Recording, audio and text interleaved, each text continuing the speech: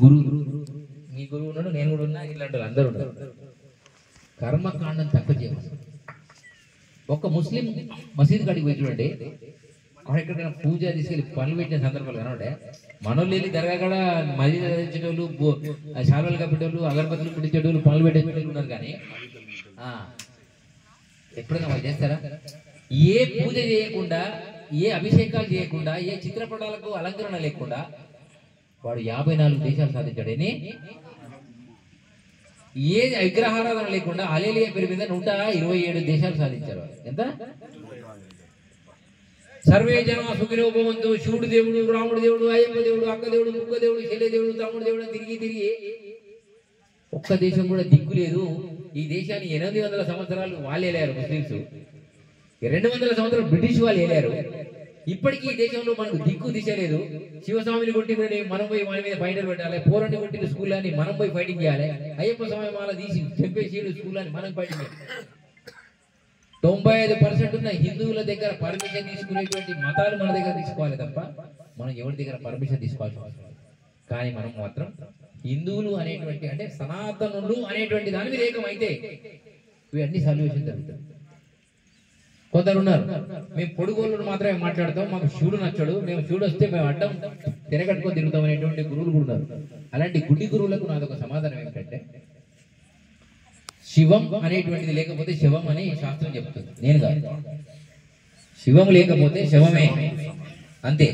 ఈ శ్వాస ఒక రోజుకి ఎన్నిసార్లు జపిస్తుంది తెలుసా? మీకు తెలుసా? ఎంతమందికి తెలుసా? మీరు ఇట్లా బట్ట పెట్టుకొని జపం చేస్తారు, చేస్తారు. ఏమన్నాడంటే, తిలరసము లేక దీపము వెలుగదు, పువ్వు లేక ఫలము పుట్టబోదు, భక్తి లేక జ్ఞాన ఫలముల పింపదు, కాళికాంబ హంస కాళికాంబ. నూనె లేకుండా దీపం ఎట్లా వెళ్తుందో, పువ్వు లేకుండా కాయ ఎట్లా కాయదో, భక్తి అనేది లేకుండా జ్ఞానం అనే ఫలం లభిస్తుంది. నువ్వు కాశీ పోవచ్చు, ఆడ అభిషేకం చేసి రావచ్చు, ప్రసాదం తీసుకురావచ్చు, కొనవచ్చు, అభిషేకం చేసి అది వచ్చు, జ్ఞానం అనే ఫలము లభించదు. సో శివుడు అంత తొందరగా సార్థక కాడు. ఎందుకంటే ఈ భూప్రపంచం మీద కాదు, అన్ని 7 14 లోకాలలో ఎవడు మొక్కిన శివునే మొక్కాలి, అది అంతే. అది అమ్మవారు కూడా చెప్తారు, శివతత్వమే చెప్తారు. ఆ యొక్క అమ్మవారు ఒక లక్ష్యంలో ఏమన్నంటే, అమ్మవారు ఏ రూపంలో ఉంటుంది తెలుసా మీతో? అమ్మవారు శ్వాస రూపంలో ఉంటుంది. ఇప్పుడు మీకు ఒక రోజుకు 21,600 జపం జరుగుతుంది. ఎంత? మీరు వద్దన్న కాదన్న జరుగుతుంది, లోపలికి వస్తూ పోతుంటది. కానీ తాబేలు ఒక నిమిషానికి ఎన్ని సార్లు తీసుకుంటే తెలుసా? మీరు యూట్యూబ్ లో కొట్టండి, 3 నుంచి ఒక నిమిషానికి 3 నుంచి 5 సార్లు మాత్రమే అని తీసుకొని మెల్లగా వదిలి, అట్లా ఒక నిమిషానికి 3 సార్లు నుంచి 5 సార్లు తీసుకుంటారు. అది మినిమం 350 నుంచి 500 సంవత్సరాలు బతుకుతుంది. అందుకే సాధకులు హిమాలయ పర్వతాల్లో 500 సంవత్సరాలు బతికిడు, 200 సంవత్సరాలు బతికిడు, 400 సంవత్సరాలు బతికిడు అంటే వాళ్ళు ఏం చేశారు? శ్వాసను కంట్రోల్ చేశారు.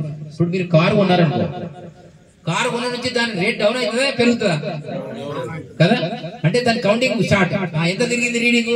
3000 తిరిగేది కొనొచ్చు. 1,00,000 తిరిగింది అనుకో, వద్దురా వేయండి డైరెక్ట్, అంటే దాని పని అయిపోయింది. ఇది కూడా అంతే, మనకు ఒక శ్వాస కౌంటింగ్ ఉంది. వీడు పుట్టంగానే ఇంత శ్వాసతో పుట్టుతాడు, ఆడు రాగానే వాడు అన్ని బాగుంటాయి, 1 కోటి రూపాయలు ఉంటుంది, మంచి పిల్ల ఉంటుంది, పిల్లలు ఉంటారు, గుర్రం ఉంటుంది, గాడి ఉంటుంది, కుక్క ఉంటుంది, నాకు అన్ని ఉంటాయి. పుట్టుకున్న కాలం కూడా చచ్చిపోతాడు డ్యాన్స్ చేసుకుంటా. వాడి శ్వాస అక్కడికే ఉంది సినిమా. ఆ శ్వాసను ఎవరైతే ఈ యొక్క దీక్షలో, అంటే కొంతమంది సాధన లేకుండా ముక్కు మూసుకొని గట్టి శ్వాస పట్టుకుంటే స్వామి చెప్పి నేను పట్టుకునేరు, ఏమైతే తెలుసా? నీకు తెలియకుండానే నువ్వు పడిపోతావు. రోజు కొంచెం కొంచెం. చిన్నపిల్లోడికి ఫస్ట్ జావ తాగి పాలు, తర్వాత ఒక 6 నెలల తర్వాత ఏం చేస్తావు? పిండి తయారు చేసి జావ పెడతావు, తర్వాత మెల్లమెల్లగా జనవాడి పనులు రాగానే అట్లా దీనిలో కూడా ఆ తత్వం గురు ద్వారా వెళ్తే తీసుకోవాలి. శ్వాస తీసుకునేటప్పుడు ఇట్లా వెన్నుముకని వేయబెట్టాలి, కన్ను మూసుకోవాలి. ఇక్కడ బురుకుటి అనేటువంటి ఒకటి ఉంటుంది. ఈ బురుకుటి ఊరికినే ఓపెన్, ఇది ఓకే, ఇది ఈడా పింగళ అంటే కుడి ఎడమ. ఈ రోజు ఏం వారం? మంగళవారం.